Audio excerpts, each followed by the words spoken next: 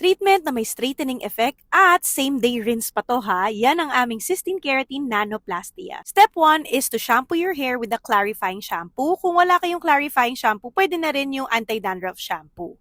After that, ay gagamit na tayo nitong Cysteine Keratin Nanoplastia treatment namin. Start kayo dito sa may nape area o dito sa may babang part. Make sure na a-applyan nyo ng maayos ang lahat ng strands ng buhok. So nakikita nyo dito na kapag ako ay nag-a-apply nung cream, sinusuklay ko rin siya para medyo mabawasan din yung mga excess na product doon sa pag-a-apply ko. Hindi kasi kailangan na sobrang thick ng pag-a-apply nyo. As long as na-saturate nyo naman lahat ng maayos, is okay na siya. Kaya sobrang tipid din gamitin itong nano treatment namin. Itong ganito kahaba na buhok ay may natira pa doon sa bottle namin which is 100 ml.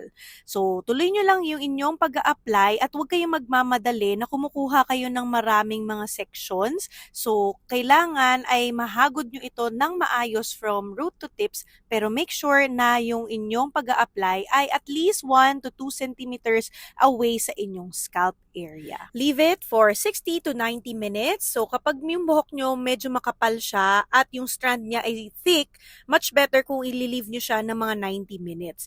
Kung may shower cap kayo, pwede nyo rin ito gamitin para hindi siya matutuyo kagad. Step number 3 is to rinse your hair 80 to 90% with water to remove excess product. So dito maraming nagkakaroon ng pagkakamali, kaya babanlawan na lang natin siya para mas madali nyo siyang maintindihan. Kailangan ay kapag in-squeeze nyo yung kamay nyo, ang makukuha nyong tubig dito is halos clear na para malaman nyo na 90% nyo na siyang na-rinse.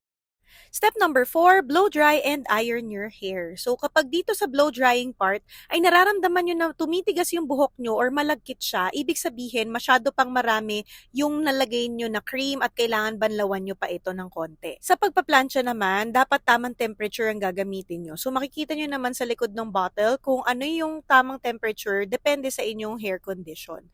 So kailangan ang pagpaplansya nyo ng buhok ay paper thin, yung parang nagre-rebond para talagang lahat ng parts ng buhok ay nasiseal ang keratin sa inyong hair strands.